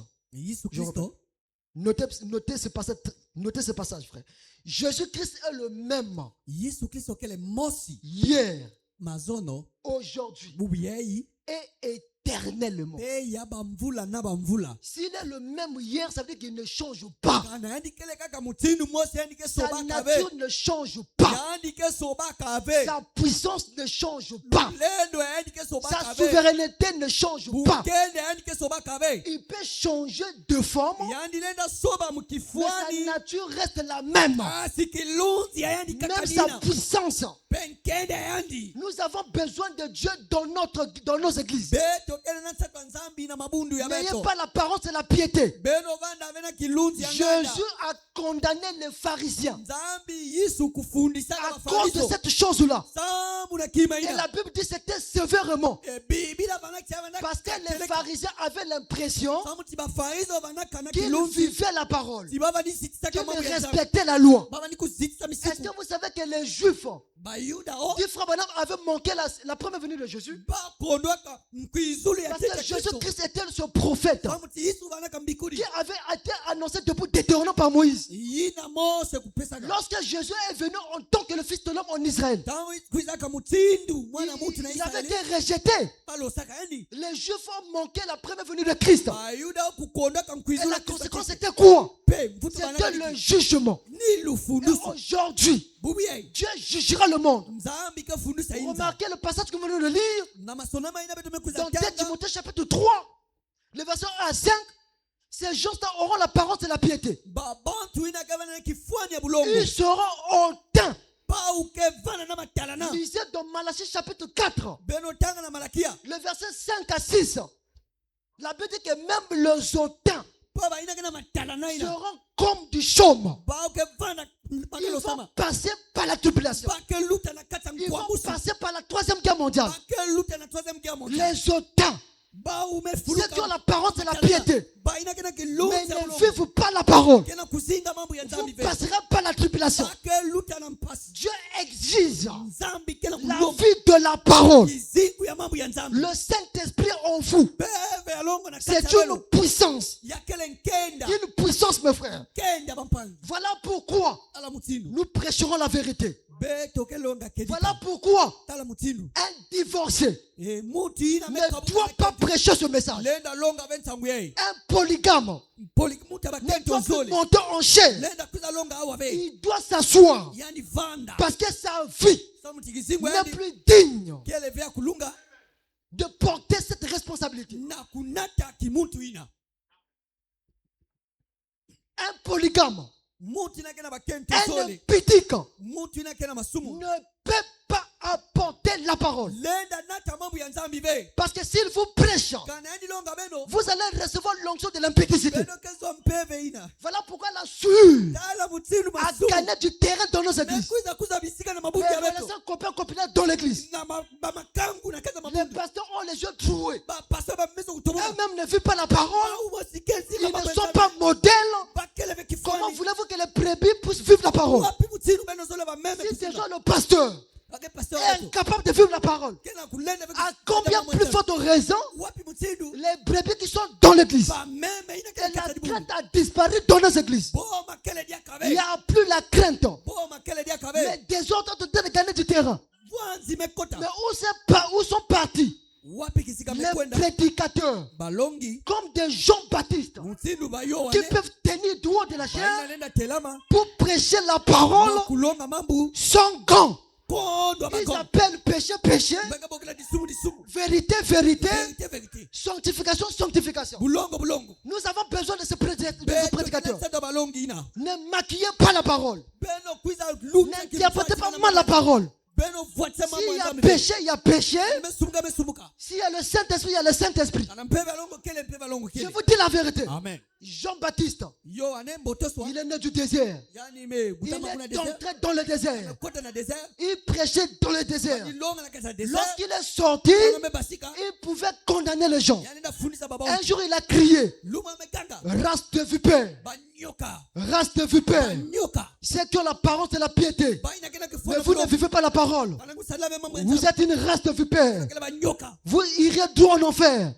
Voilà le prédicateur que nous avons besoin. Comme des Jean-Baptiste, il prêche la parole sans gants. Même si les gens partent, lui n'est pas là-bas. Et un vrai chrétien, même si la parole de Dieu le condamne, il ne peut pas fuir. La parole de Dieu, c'est Christ. Et dans une église est une maison de correction. Nous sommes ici en formation. Donc même si la parole te condamne, tu dois dire amen la parole. Tu dois venir à l'église, tu dis encore amen la parole. Mais il y a un mécanisme qui doit se manifester dans ta vie. C'est que tu ne dois pas savoir que chaque fois que tu viens à l'église, tu dis amen à la parole, même si tu avais une vie de sueur. Mais cette sueur-là, en disant amen à la parole, va commencer à quitter ta vie. Quitter ta vie. Quitter ta vie. Je travaille ainsi. Voilà pourquoi ne fouillez pas. Il y a des chrétiens aujourd'hui qui choisissent des cultes. Ils savent qu'aujourd'hui c'est le pasteur qui va prêcher. Il condamne le péché. Je ne viendrai pas. Non, non, non, non, non. Même si le pasteur dame sur le péché, tu viens à l'église, tu dis amen à la parole. Parce que frère, Dieu est en train de construire une pierre pyramidale. Vous devez atteindre jusqu'à la perfection. Je vous dis la vérité. Dieu veut une épouse parfaite. Quelqu'un qui est taillé, qui a un caractère de Christ. Parce que frère, tu es plus que la prédication de la parole. Amen. Nous avons reçu la responsabilité de prêcher au monde. Le monde est notre paroisse. Je répète, le monde est notre paroisse. La parole que vous écoutez aujourd'hui, vous devez être capable de mettre cela en pratique. Même lorsque vous n'êtes pas à l'église. Nous avons dit quoi? La nouvelle naissance, c'est quoi nous avons dit? C'est Dieu qui vient donner sa vie en vous, à la parole que vous avez reçue. Nous avons besoin de chrétiens sérieux, des chrétiennes sérieuses, pas le banditisme que nous voyons dans nos églises aujourd'hui. Je vous dis la vérité. Les gens ont l'apparence de la piété, mais réunion, c'est qui fait la force. Le Saint-Esprit dans l'église, même les églises du message. Frère, le désordre est entré dans nos églises du message. Les pentecôtistes, les églises de réveil ne nous respectent plus. Nous sommes en train de jeter le propre sous ce message, sous la parole. Ce n'est pas sérieux. Amen. Nous sommes au grand retour à la parole originelle. Le grand retour à la parole originelle. La vie de la parole. Je vous dis la vérité. Amen. Ils ont l'apparence de la piété. Dans l'église, les pasteurs sont en train de tromper les enfants de Dieu. Il ne vit pas la parole. Il maquille l'évangile. Il dit aux gens que allons prier sur des montagnes. Et aujourd'hui, nous allons faire un jeûne de 4 jours, 5 jours. Ils sont même en train de briser le foyer. Et même ne vit pas la parole. Frère, nous avons besoin de la pure parole dans nos églises. C'est la parole qui prépare le pouce à la seconde venue de Christ. Jeûne et prière, c'est bien. Mais la chose primordiale, c'est la parole. Dans Matthieu chapitre 4, Jésus a vaincu le diable. Et pourtant, il avait toute la puissance de la divinité en lui. Mais il n'a pas utilisé sa puissance. Il a utilisé la parole pour vaincre le diable. Satan était venu avec une portion de la parole, en disant à Christ, si tu es fils de Dieu, ordonne que cette pierre devienne du pain. Mais Jésus avait toute la plénitude en lui. Il avait le pouvoir, la puissance. Il pouvait obéir à ce que le diable lui avait dit. Mais il n'a pas utilisé sa puissance. Il a utilisé la parole. Il a dit, il est écrit, mais il est aussi écrit. Même si frère Branham n'a pas livré quelqu'un au diable, il est écrit, mais Paul a fait la livraison au diable. Un frère chrétien, on peut dire baptême du Saint-Esprit, doit croire en frère Branham et à la Bible. Amen. Je vous dis la vérité. Voilà un chrétien authentique, rempli du baptême du Saint-Esprit. Nous avons besoin de la sincérité, l'intégrité dans nos églises, pas ayant l'apparence de la piété. Ils font semblant de vivre la parole. D'autres même disent que nous avons la vérité. Vous avez quelle vérité? La vérité, c'est le Seigneur Jésus-Christ.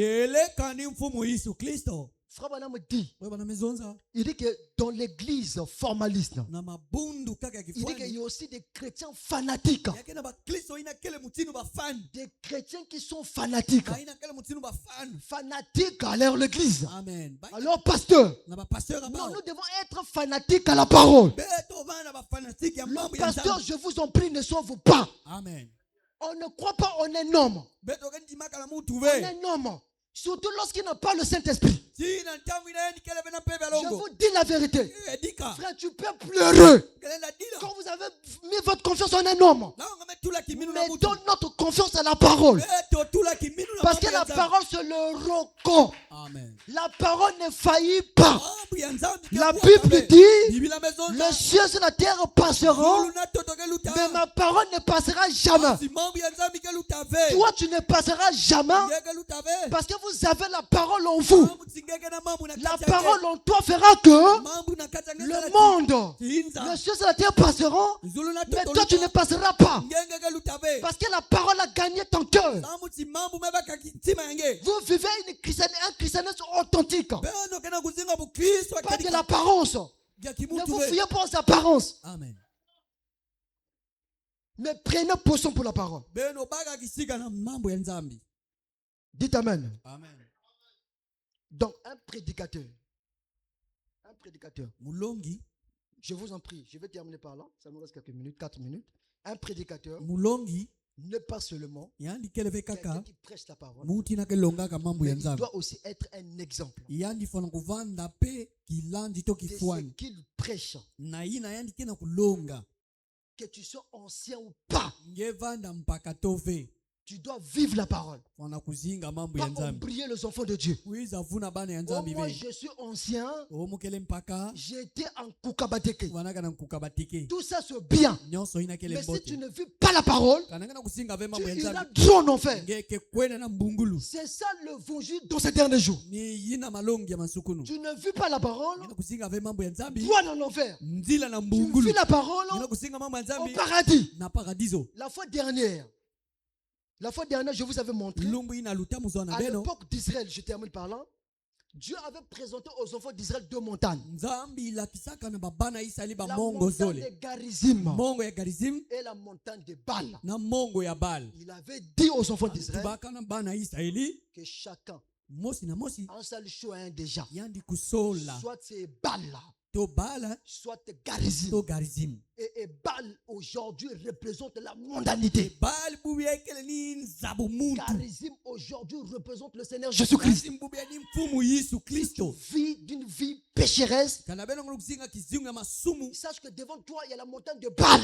Et il y aura un jugement devant. Et aujourd'hui, le jugement est déjà en train de s'abattre dans la vie des gens. Parce qu'il ne vit pas la parole. Mais moi j'ai choisi Garizim. J'ai choisi le Seigneur Jésus-Christ. J'ai choisi la vie.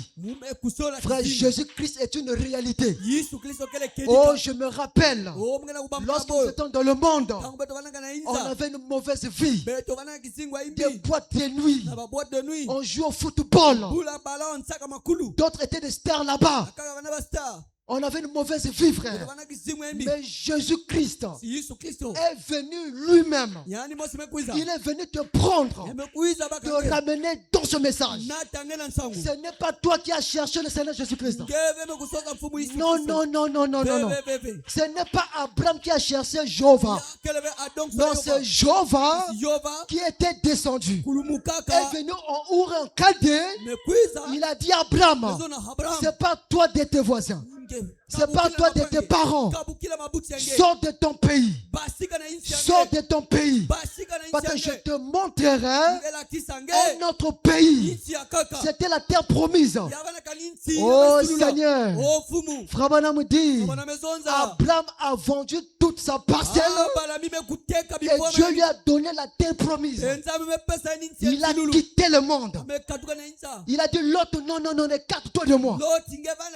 Le péché, la mondanité, les principautés, la convoitise. Et nous sommes aujourd'hui en Christ. C'est une bénédiction. Notre Dieu vivant. Si j'étais encore dans le monde, oh, mais ma direction sera en enfer. Amen. Mais Jésus-Christ est venu lui-même. Oh, le Dieu qui a créé toutes choses. Il est devenu un bébé à cause de tes péchés. Le Dieu qui a créé toutes choses. Aujourd'hui, les gens sont en train de blaguer avec le christianisme. Ils ont l'apparence et la piété, non pas la vie. Jésus-Christ est mort à la croix à cause de toi. C'était à cause de toi. Il est devenu nu, sa propre créature. L'a crucifié, frère. Il est mort pour nous. Que le Seigneur Jésus-Christ bénisse très richement.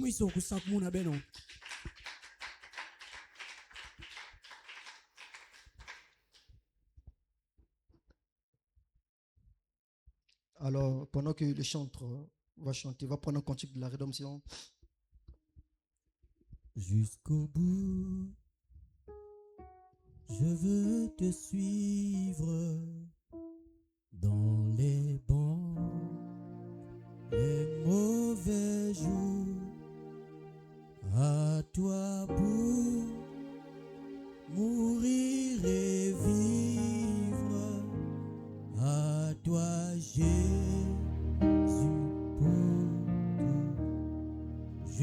jusqu'au bout, jusqu'au bout. Je veux te suivre dans les bons, les mauvais jours. À toi pour mourir et vivre. À toi Jésus pour toujours. Alors mes frères et sœurs, c'est Dieu qui nous a parlé ce soir. C'est un message qui appelle au réveil.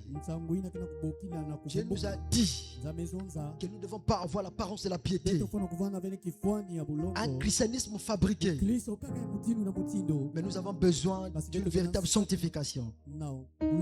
La vie de la parole. Dieu a touché ton cœur. Et voilà pourquoi chacun de nous prendra une position, une attitude de la prière, de parler à Dieu. Dis Seigneur, aide-moi. J'ai besoin de toi dans ma vie.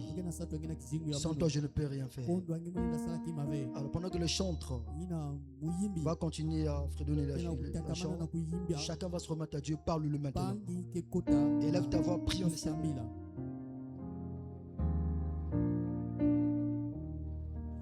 Il faut quitter ce qu'on aime, savoir être mal jugé, endurer l'injure le même, du non-être méprisé.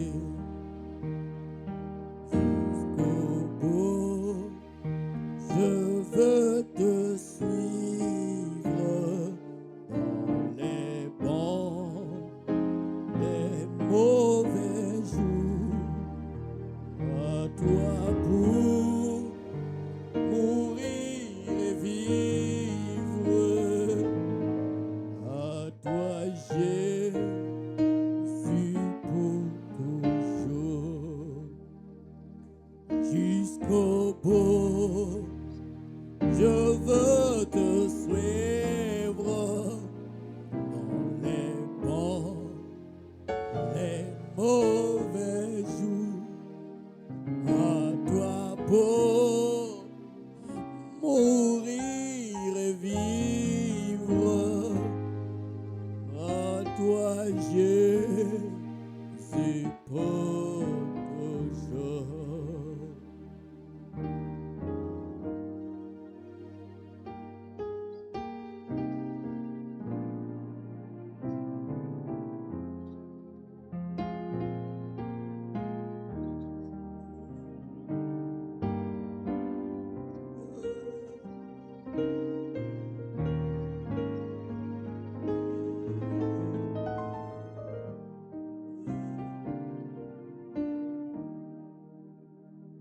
Crois seulement,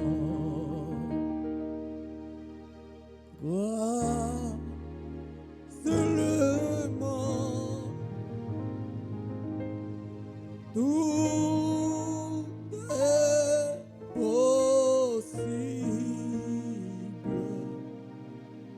Crois seulement.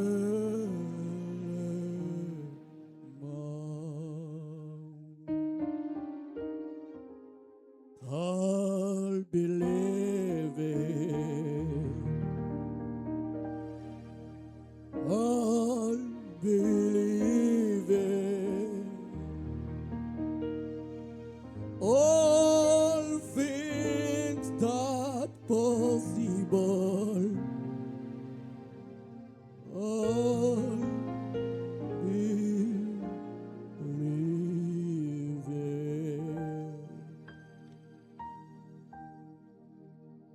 Jésus est là. Jésus est là.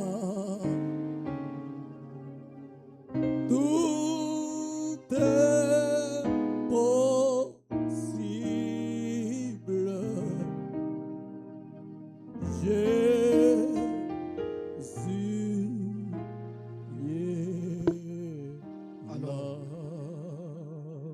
sommes arrivés presque à la fin de ce culte.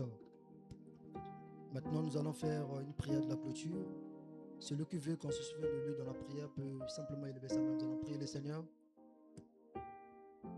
Dieu Tout-Puissant de notre Père, nous bénissons encore ton nom parce que tu es un Dieu surnaturel. Et nous croyons ce soir, ce n'est pas un homme qui nous a parlé, mais c'est toi-même, Père. Tu es descendu, tu as parlé à ton peuple. Et nous avons compris, Seigneur, oh Dieu, que nous n'avons plus besoin d'un christianisme de l'extérieur, mais nous avons besoin d'un christianisme authentique. Voilà pourquoi nous avons besoin de toi dans nos vies.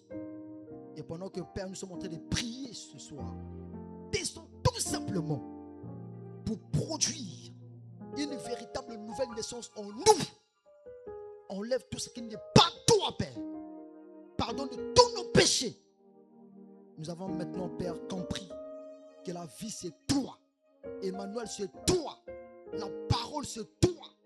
Jéhovah Jireh, c'est toi, Seigneur. Aide tes enfants. Et baptise encore chacun de nous du baptême du Saint-Esprit, Père. Et nous croyons, Père, ce soir, tu es déjà en train de faire une chose pareille. Parce qu'on ne peut pas venir dans ta maison et répartir la même personne. Guéris-nous davantage. Bénis-nous davantage. Visite-nous de façon particulière. Apporte un grand réveil dans cette église. Car ton prophète a dit qu'un réveil ramène toujours Jésus au temps présent. Et nous avons besoin, Père, d'un Dieu qui se manifestera au temps présent au milieu de nous. Merci, Seigneur, pour la parole. Bénis chacun de nos pères. Nous allons rentrer chez nous, va avec chacun.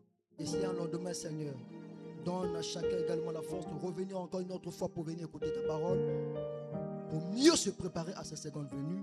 Au nom de Jésus-Christ, nous avons prié ainsi et nous disons tous Amen.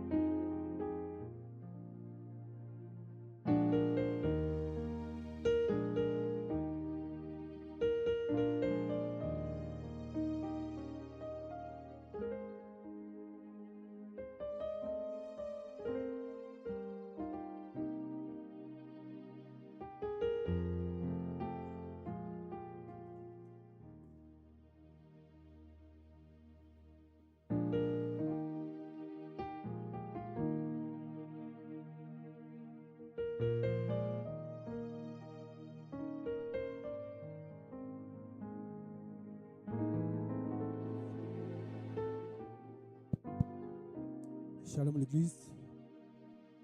Sans plus tarder, nous appelons le frère Romy pour les annonces.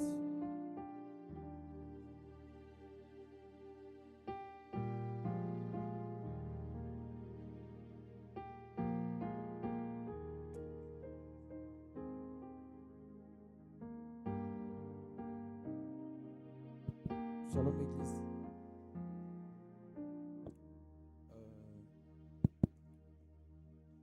À la suite du décès du papa du pasteur, donc le dimanche qui vient de passer, on s'est réunis avec les officiants de l'église parce qu'il fallait qu'on puisse réfléchir sur l'épineuse question sur comment l'église devait apporter son soutien au pasteur. Donc, il a été arrêté une seule idée. L'idée qui a été arrêtée, c'était celle de pouvoir organiser dans l'ensemble une offrande d'amour. Donc, il ne s'agira pas que chacun individuellement puisse apporter des contributions avec un montant défini, mais le panier sera déposé à la sortie pendant les jours de culte, donc aujourd'hui, le vendredi et le dimanche. Et ensuite, un compte rendu financier sera fait pour que l'église soit informée du montant qui a été recueilli sur le soutien que nous devons apporter.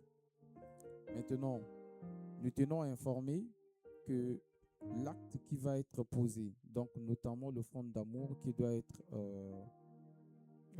apporté au pasteur, ne se limitera pas seulement au pasteur. Ça se fera à tout membre de Dieu vivant tabernacle qui pourrait ou qui perdrait un être cher. Bon, ce que je dis par être cher, c'est vrai, le pasteur passera certainement pour donner plus de précision, mais à ma compréhension, l'être cher, ça peut être papa, maman, votre femme, votre mari, votre enfant. Et le pasteur donnera plus de précision lui-même quand il se prononcera sur la question. Et donc, l'idée derrière, c'est de noter que tout membre de l'Église qui se retrouverait dans une telle situation, l'offrande d'amour sera donc collectée à son profit. Et donc, à la sortie, c'est ce que vous allez constater, le panier sera mis là-bas. Ce qu'on recommande, le montant n'est pas exigé d'ailleurs. À la base, le montant n'est pas exigé. Si c'est à mettre dans une enveloppe, vous écrivez juste offrande d'amour, sans préciser le montant. Maintenant, si vous ne devez pas mettre dans une enveloppe, jusque-là, on n'a pas encore ajouté un deuxième panier pour que ça soit fait à part. Mais de préférence, les huissiers verront comment est-ce qu'ils vont s'organiser pour en tout cas pour gérer les deux. Comment on appelle les offrandes dans le cadre ordinaire et l'offrande d'amour. Merci, que le Seigneur vous bénisse.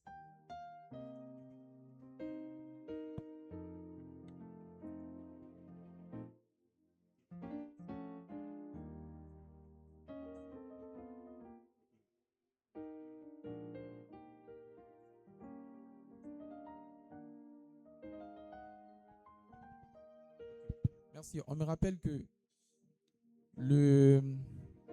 l'enterrement pourrait avoir lieu soit ce samedi qui arrive, soit le lundi prochain, le lundi de la semaine prochaine. Donc, et l'information officielle on pourra donner l'information officielle soit le vendredi, ok, pendant le culte de vendredi, pour que les gens puissent se fixer. Mais sinon, c'est soit le samedi ou soit le lundi de la semaine prochaine. Et l'église va certainement se réunir là-bas, pourrait se réunir là-bas. Ça aussi, ça va faire l'objet des échanges en interne. On pourra confirmer le vendredi. À l'occasion, par exemple, on peut tenir un culte là-bas le samedi. C'est pour me confirmer. Le samedi, on pourra se réunir ensemble là-bas. Et si jamais il est confirmé que l'enterrement aura lieu le lundi de la semaine prochaine. Merci, que le Seigneur vous bénisse.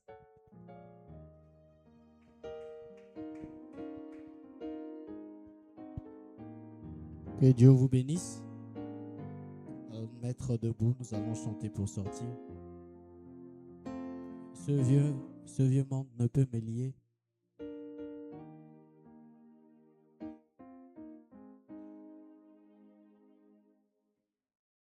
Ce vieux monde ne peut me lier. Je m'en irai n'importe quand.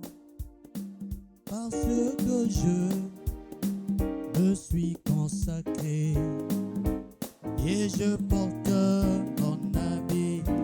Oh, ce vieux monde ne peut me lier. Je m'en irai n'importe quand. Parce que je me suis consacré et je porte mon habit. Oh, le péché ne peut me lier. Je m'en irai n'importe quand. Parce que je me suis consacré et je porte mon habit. Oh, ce vieux monde ne peut me lier, je m'en irai n'importe quand, parce que je me suis consacré et je porte mon habit de noces.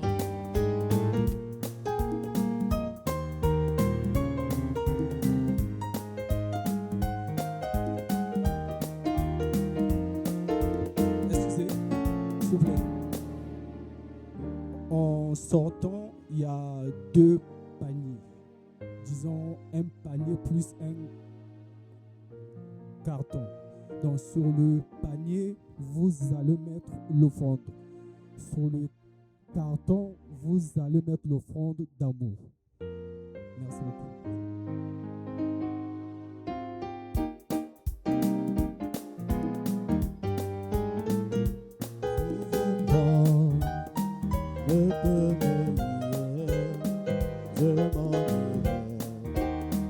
N'importe quand, parce que je me suis consacré et je porte mon habit Jésus divin modèle de douceur et de paix. Ta sainte voix m'appelle à marcher désormais dans ce sentier de grâce, dessus bord de banquier, où Dieu laisse à la gloire de mon humilité. Dans ce sentier de grâce, dessus bord de banquier, où Dieu laisse à la gloire de mon